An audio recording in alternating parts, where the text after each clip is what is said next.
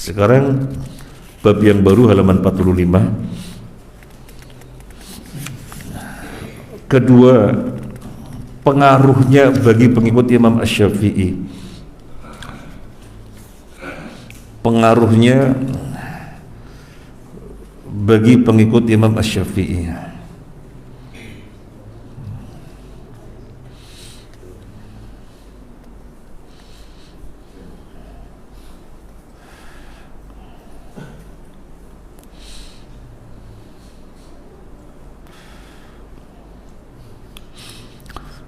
Kita sudah membahas pada pertemuan yang lalu banyak sekali statement-statement dari Imam Asy-Syafi'i rahimahullah dengan statement-statement yang berbeda-beda, maksudnya ungkapan yang berbeda-beda, tetapi maknanya sama, penegasan. Kalau aku berpendapat dan ternyata menyelisih hadis, tinggalkan pendapatku.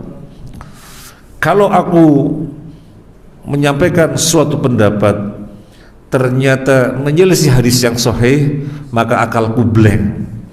Kalau aku berpendapat dan menyelisih kitab Allah wa sunnah rasulih, maka madhabku adalah Al-Quran dan hadis. Dan statement-statement yang lainnya, intinya beliau melarang dirinya ditaklidi. Intinya beliau melarang agar jangan sampai ada umat yang bertaklid kepada beliau. Itu banyak sekali statement-statementnya. Tinggalkan pendapatku kalau ternyata menyelisih Al-Quran dan hadis. Nah, apa pengaruhnya statement-statement semacam ini bagi para pengikutnya? Kita bacakan.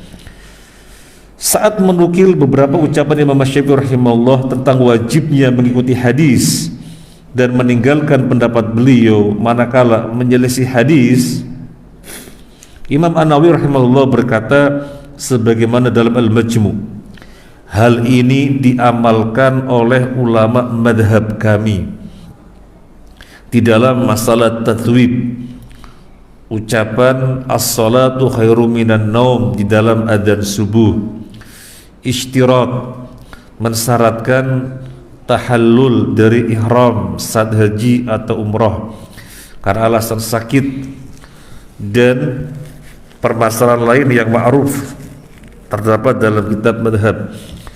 Di antara ulama Syafi'iyah yang berfatwa dengan hadis adalah Abu Ya'qub Al-Buwaiti dan Ad-Daraqi rahimahullah, Abul Hasan Al-Qiyya At-Tabari rahimahullah juga menyatakan hal yang sama di dalam kitabnya Fi Usul Al-Fiqh. Artinya mereka-mereka ini memiliki pendapat yang menyelisihi gurunya. Semacam ini biasa, gak ada masalah.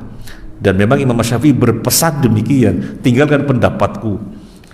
Kalau kalian menjumpai hadis sahih, tinggalkan pendapatku, sehingga berpengaruh pada murid-muridnya. Mereka sangat tidak bermasalah dan sangat tidak mempermasalahkan ketika mereka sebagai ulama madhab Syafi'i tetapi dalam pendapat tertentu berbeda dengan Imam Syafi'i. Kita lanjut.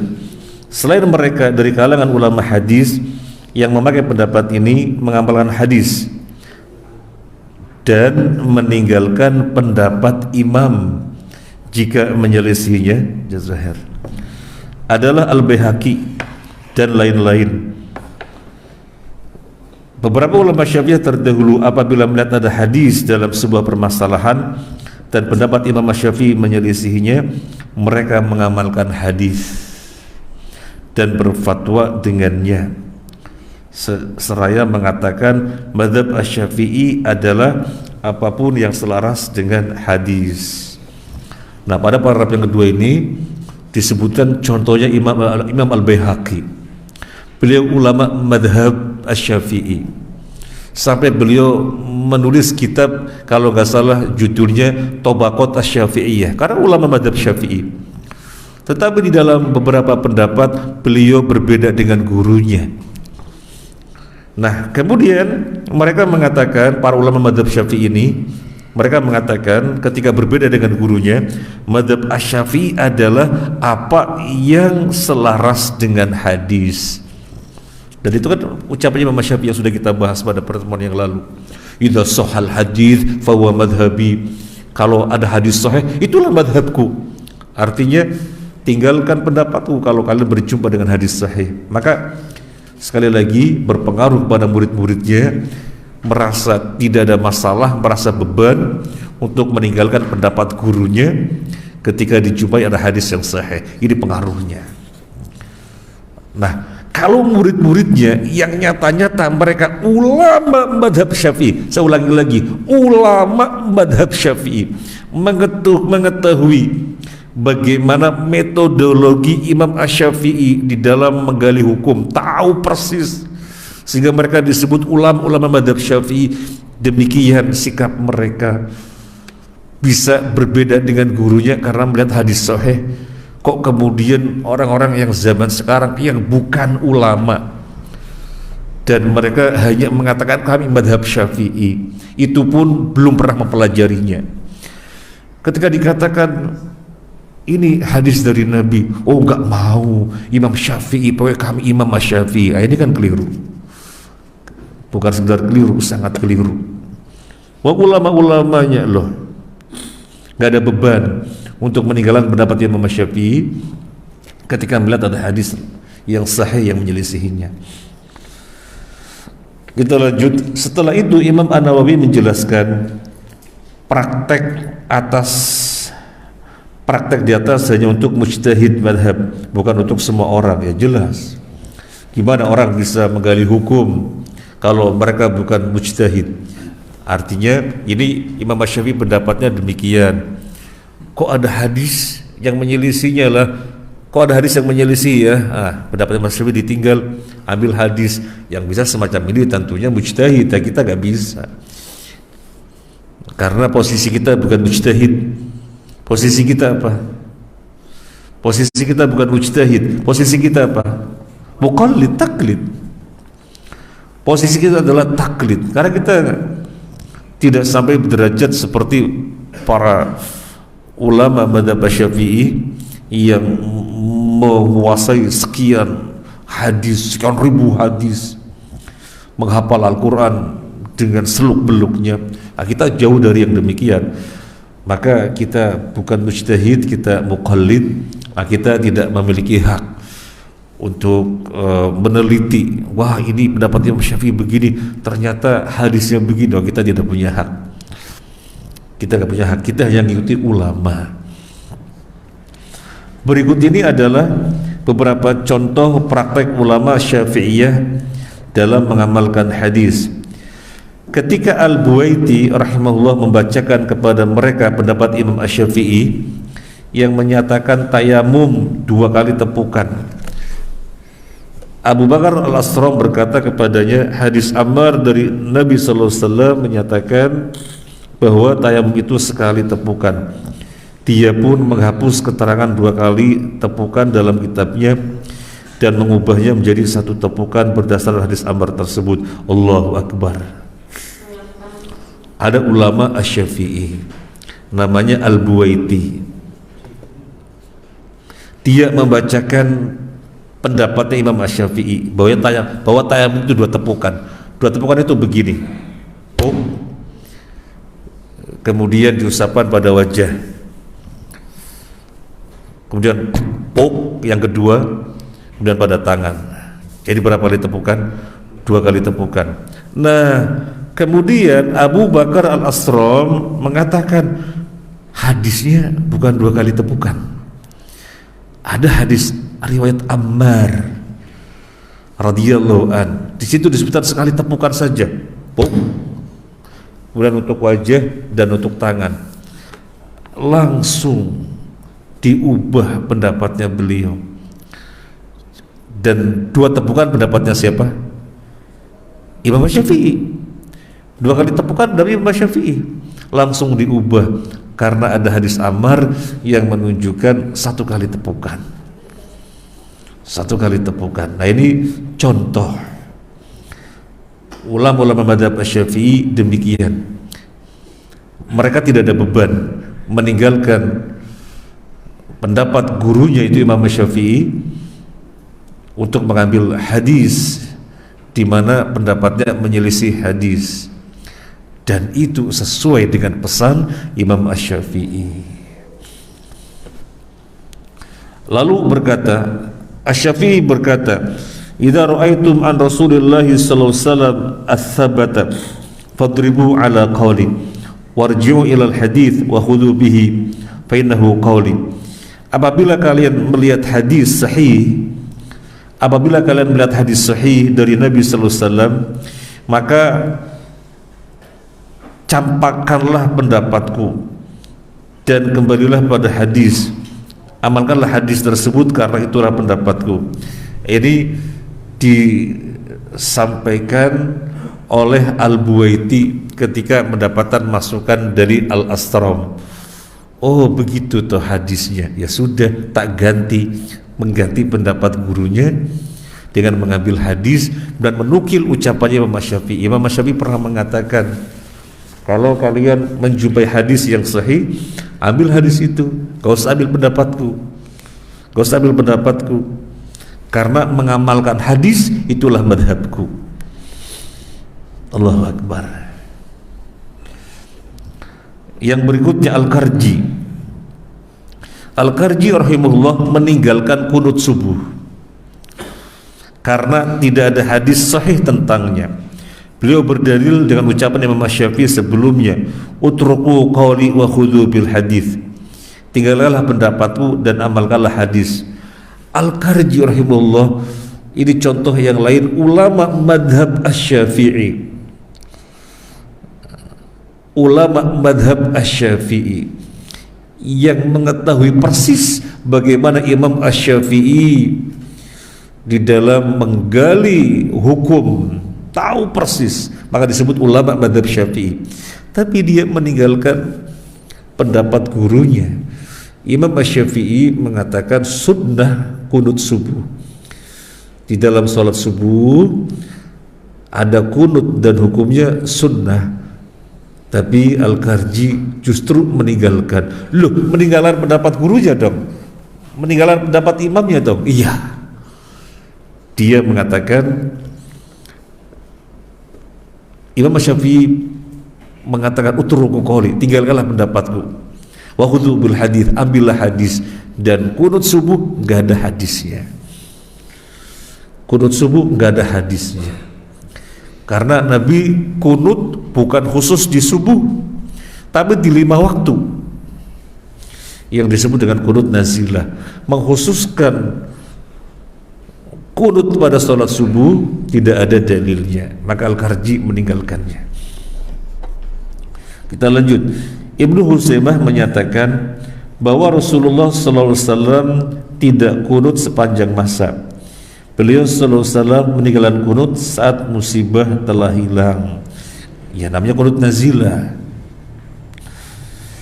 Yang berikutnya ulama madhab Syafi'i yang bernama Imam Al-Muzani rahimahullah berkata di dalam muqaddimah muhtasarnya, "Itasartu hadzal kitab min ilmi Muhammad ibn Idris wa min makna qawlihi liuqarribahu ala man aradahu ma'ilamihi nahyahu an taqlidihi wa taqlidi ghairihi liyandura fihi lidinihi wa yahtata fihi li nafsihi." Aku ringkas buku ini dari Muhammad bin Idris Asy-Syafi'i dan juga makna pendapatnya sebagai pendekatan bagi yang menginginkannya. Padahal aku mengetahui bahwa beliau melarang taklid kepada dirinya maupun kepada orang lain. Hal itu agar seseorang melihat untuk agamanya dan sebagai bentuk kehati-hatian. Jadi pendapat-pendapat Imam Syafi'i, penjelasan Imam Syafi'i diringkas oleh beliau. Untuk apa? Untuk memudahkan bagi orang yang akan mengetahuinya, yang ingin mengetahuinya. Padahal aku tahu Imam Asy-Syafi'i mengatakan dirinya tidak boleh ditaklid. Tinggalkanlah pendapatku ketika menyelisih hadis. Aku tahu itu,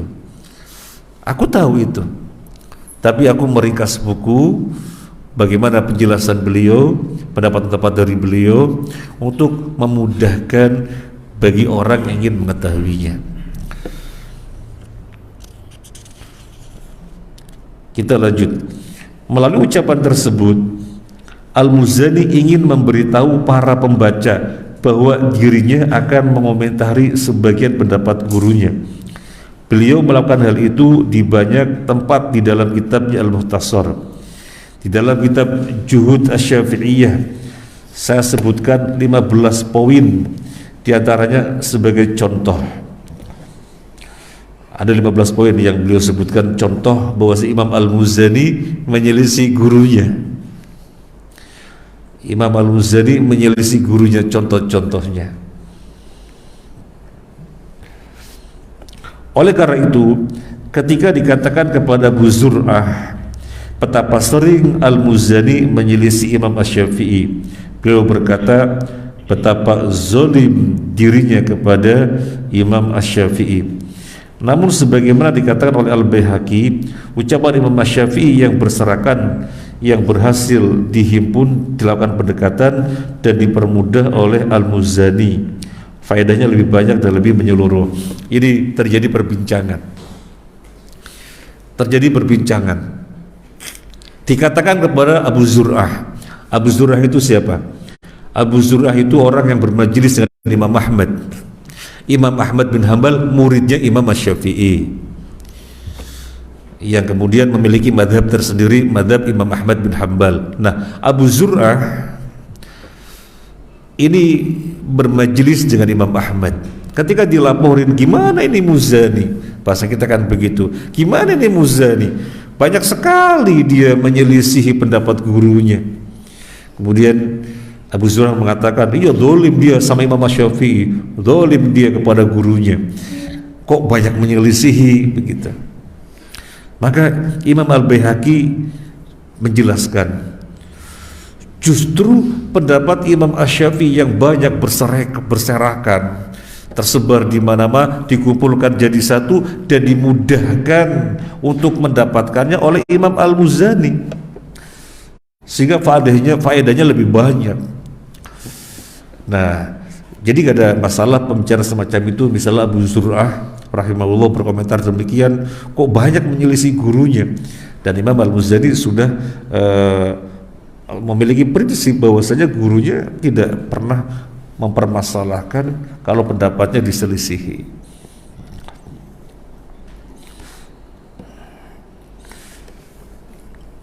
Kalau Imam Al-Baihaqi siapa?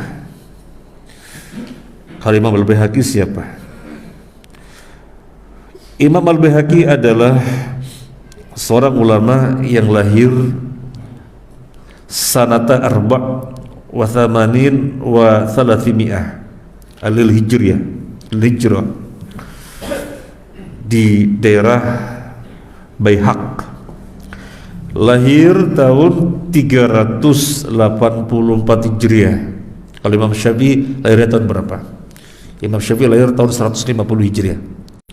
Imam Syafi'i lahir tahun 150 Hijriah.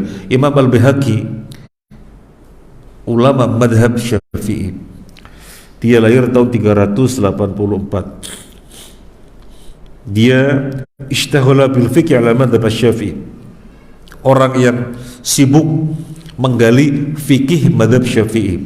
Nah, itu yang belain Imam Al-Muzani. Maksudnya belain ketika dikatakan oleh Abu Zur'ah, zalim dia banyak menyelisih gurunya. Loh, justru Imam Al-Muzani ini mengumpulkan pendapat-pendapat penjelasan Imam Syafi'i yang banyak tersebar dijadikan satu, sehingga memudahkan dan lebih banyak berfaedah. Adapun menyelisih gurunya itu bukan sesuatu yang masalah. Dan Imam Syafi'i banyak statementnya demikian, tinggalkan pendapatku kalau menjumpai hadis yang sahih, karena madhabku adalah hadis sahih. Oleh karena itu, kita lanjut, masih halaman 48. Oleh karena itu, para penyusun kitab Tobaqot membahas sebuah permasalahan penting, yaitu bagaimana bisa sejumlah ahli ilmu dimasukkan dalam jajaran ulama Syafi'iyah padahal mereka banyak menyelisih pendapat Imam Asy-Syafi'i. Akhirnya kan ada pembahasan, kok ulama ini dikatakan ulama mazhab Asy-Syafi'i, kok ulama ini dikatakan ulama mazhab Syafi'i, kemudian demikian juga disebut ulama yang lain, kok ulama ini disebut ulama mazhab Syafi'i, padahal kan pendapatnya banyak menyelisih Imam Syafi'i. Akhirnya ada pembahasan semacam itu. Kita lanjut. Di antara ulama yang membahas permasalahan ini adalah Ibnu Shalah. Saat menulis biografi Muhammad bin Nasr, beliau menjelaskan bahwa ada yang mengingkari Muhammad bin Nasr termasuk ulama Syafi'iyah. Muhammad bin Nasr dinyatakan oleh Ibnu Shalah dia ulama Syafi'iyah, tapi ada orang mengatakan oh enggak. Kenapa banyak yang mengatakan enggak?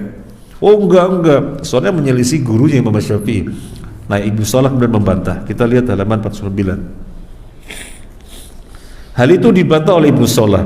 Beliau menjelaskan bahwa Ibnu Nasr, Ibnu Huzaimah, Al-Muzani, Abu Thawr, kendati pendapat mereka banyak menyelisih mazhab Syafi'i, namun tidak mengeluarkan mereka dari jajaran ulama Syafi'iyah. Ya bagaimana dikeluarkan dari ulama Syafi'iyah? Mereka banyak bergelut dengan menggali hukum-hukum yang disimpulkan oleh Imam Syafi'i, maka mereka ulama Syafi'iyah. Adapun menyelisih pendapat Imam Syafi'i sesuatu yang tidak dipermasalahkan. Lebih lanjut di paragraf di bawahnya. Menurut saya, berarti penyusun buku ini, hafizahullah, menurut saya itu dikarenakan mereka mengamalkan hadis. Jika mereka melihat kebenaran ada di luar pendapat Imam Syafi'i, mereka mengamalkannya dan meninggalkan pendapat sang imam sebagaimana diwasiatkan oleh beliau, oleh Imam Syafi'i. Jadi tidak mengapa sebagai ulama mazhab Syafi'i, tetapi dalam pendapat-pendapat tertentu tidak sesuai dengan pendapat Imam Syafi'i, tidak mengapa. Tidak sesuai dengan pendapat imamnya, tidak mengapa. Nah, sekarang contoh-contoh yang lain di bawahnya. Para ulama Syafi'iyah pun terus mengingkari metode ini dalam banyak pendapat fikih mereka. Kita berikan contoh lain praktek. Kita berikan contoh lain praktek ulama Syafi'iyah era belakangan dalam hal ini. Antara lain, yang pertama Imam An-Nawawi rahimahullah menyelisih Imam Asy-Syafi'i rahimahullah dalam hal tidak batalnya wudu karena makan daging onta. Beliau mengatakan al-amalu bi ay al-hadis lazim wala khalafal madhab. Mengamalkan hadis adalah sebuah keharusan meskipun menyelisih madhab.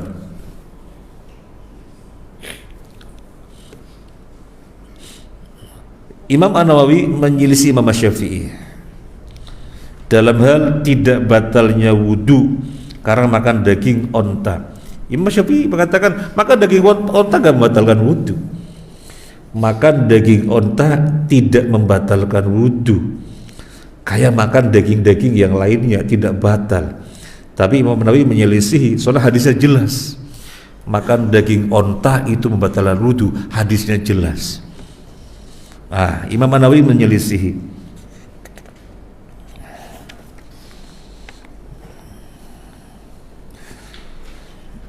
Insyaallah dua dan yang lainnya kita lanjutkan akan datang karena sudah jam 6. Ini saja, semoga bermanfaat. Mohon maaf atas hal-hal yang kurang berkenan. Poin intinya kajian pagi ini adalah Imam Asy-Syafi'i yang pertama apa tadi? Di dalam berpegang teguh dengan Al-Quran dan hadis harus memahaminya secara zahirnya, nas, bisa keluar dari zahirnya dengan ketentuan yang dibenarkan. Yang kedua apa? Pengaruh statement Imam Syafi'i agar meninggalkan pendapatnya kalau menyelisih hadis, maka terjadilah pada ulama-ulama mazhab Syafi'i, padahal mereka ulama mazhab Syafi'i, tetapi pendapatnya banyak menyelisih pendapat imamnya, dan semacam itu bukan masalah. Semoga bermanfaat. Assalamualaikum warahmatullahi wabarakatuh.